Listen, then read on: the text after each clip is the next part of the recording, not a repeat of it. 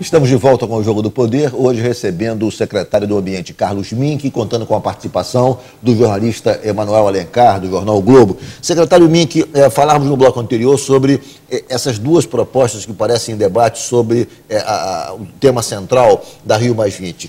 Há quem defenda a economia sustentável e parece que há um movimento renovador que propugna a tese de que a Rio+20 deve defender a proposta de uma economia verde. O que difere uma da outra? Que avanço contém essa proposta de economia verde? Enfim, esclarece essas indagações para a gente.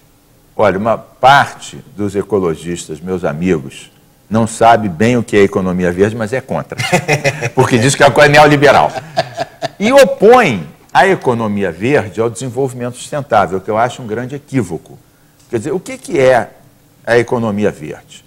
A economia verde, o Emanuel começou a levantar isso no último bloco, são os instrumentos econômicos, financeiros, creditícios, contabilísticos, que podem fundamentar o desenvolvimento sustentável. Portanto, uma coisa não se opõe à outra, uma viabilizaria a outra. Vou dar um exemplo concreto.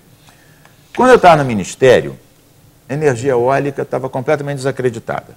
Era menos do que 0,4% da matriz energética, ninguém dava bola. Nós fizemos um encontro em Natal, né? Fizemos a Carta dos Ventos, e entre os pontos da Carta dos Ventos estava tirar os impostos em cima dos equipamentos eólicos, torres, hélices, turbinas, garantir leilão todo ano e outras medidas.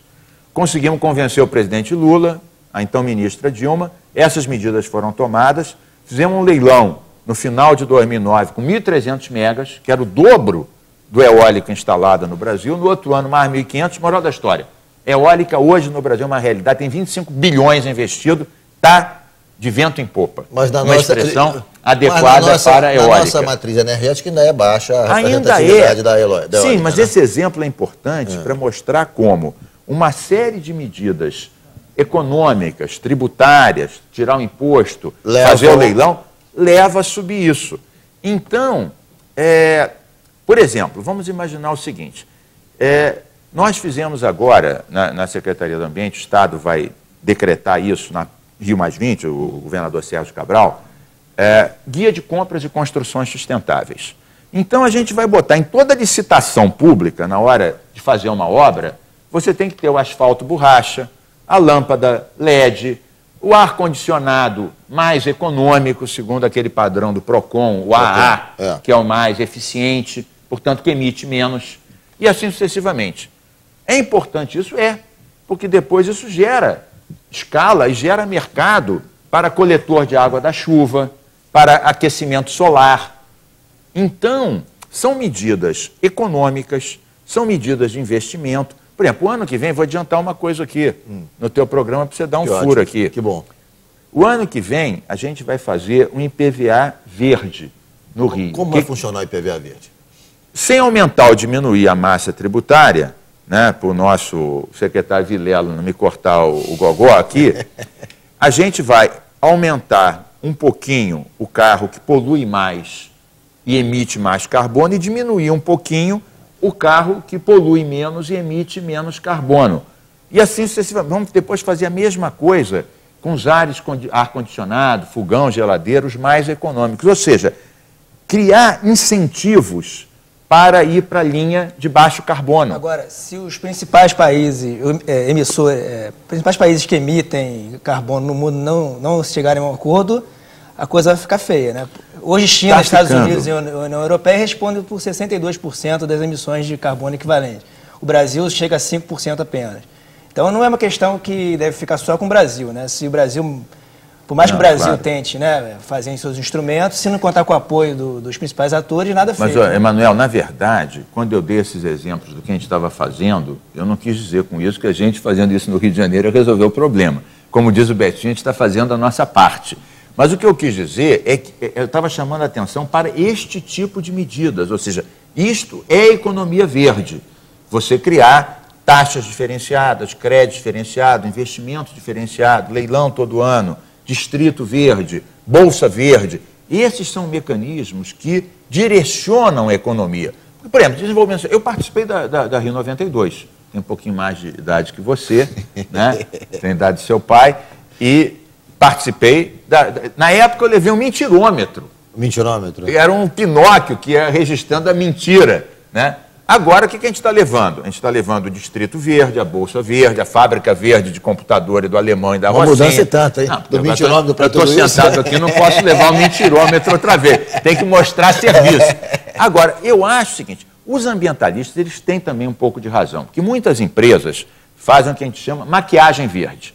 Continuam predatórias na energia, na força de trabalho, na relação com o planeta, na emissão de carbono, fazem uma reunião, abatem a emissão de uma reunião da diretoria e dizem que são ecológicos. Contra isso a gente deve bater, isso é maquiagem verde. Agora dizer que economia verde é neoliberalismo, não. A economia verde verdadeira, ela dá meios do desenvolvimento sustentável acontecer. Algumas questões, quer dizer, uma revista, se não me engano, foi a Veja, fez uma matéria mostrando que as pessoas, as delegações que chegarem ao Rio, do aeroporto até a Zona Sul, vão ter várias demonstrações da situação da degradação ambiental. A Baía de Guanabara, as favelas na área da Maré, as praias, enfim, vamos abordar alguns temas assim. A Baía de Guanabara já abordamos. Vamos falar então das praias do Rio de Janeiro. Qual é a situação atual das praias do Rio de Janeiro e que perspectiva tem de melhoria nesse campo também, já que vez por outra nós temos aí aquelas informações do INEA dizendo que a balneabilidade aqui está prejudicada e há dias que quase todas as praias se apresentam dessa maneira. A gente teve um verão muito triste, inclusive, né, Mink? Com praias da Zona Sul, praticamente todas com... Metade do tempo sem balneabilidade. Com qualidade precária da água. Né? Bem, então, nós criamos um programa chamado Sena Limpa. Sena com S, de 6. Né? Você podia ser Sena com C, que seria lá no jornal, Sena Carioca. Sena com C seria Sena Carioca. Seria só uma fantasia, uma encenação. É que nós escolhemos 6 primeiras. Sena com S. Com S. Então, Sena que nem a cena da loteria, da aposta.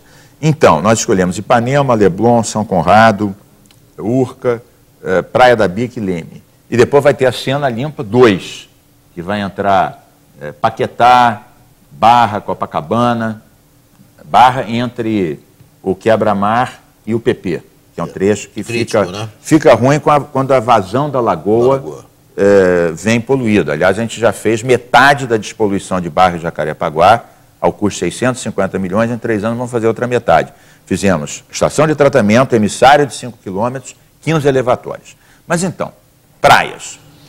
Nós descobrimos, por exemplo, para a praia de Ipanema e Leblon, o que acontecia? Ipanema, a contribuição da Cruzada São Sebastião, o esgoto caía com a água pluvial no canal do Jardim de Alá, a 10 metros da praia. Né? Praia do Leblon, o lado da Rocinha que vinha para o Leblon, mesma coisa. Então, antes, o que acontecia? O município apontava o dedo para a SEDAI, dizer que o problema era da SEDAI. A SEDAI dizia que o problema era da Rio Águas por causa das águas pluviais. A Conlurb era acusada por causa do lixo flutuante. Como agora o Eduardo Paz e o Sérgio Cabral estão se entendendo, a gente juntou todos os órgãos, fizemos um diagnóstico conjunto, um programa conjunto, nós entramos com recurso do FECAM e vamos fazer um cronograma para cada uma dessas praias. Por exemplo, Ipanema é até... Ipanema, o nosso cronograma é até o final desse ano. Ipanema, final desse ano. A partir de janeiro do ano que vem, a gente garante balneabilidade em 90% dos casos. Leblon, mais 1 ano e meio. São Conrado também mais 1 ano e meio. Lagoas de Jacarepaguá. As Lagoas de Jacarepaguá, mais 2 anos e meio. Inclusive um problema sério de saúde pública, né? Porque as algas podem causar até câncer de fígado, né? Microcistina, é verdade. No caso das Lagoas de Jacarepaguá, só para concluir, a gente já resolveu metade do esgoto, vamos resolver a outra metade. Temos dinheiro separado, 600 milhões do FECAM. Agora, além disso, a gente vai fazer outra coisa, que é dragar aquilo tudo, da balneabilidade. A gente quer fazer um Cancún carioca. Que maravilha. Já temos para isso 300 milhões que o Sérgio Cabral botou lá, vamos dragar, ampliar o quebra-mar 200 metros e ainda botar um restaurante panorâmico para você ir lá na ponta comer um peixinho lá, cercado de mar, 360 graus. Que maravilha. Eu vou fazer um rápido intervalo e o Jogo do Poder volta em 1 minuto, hoje entrevistando o secretário do Ambiente, Carlos Mink.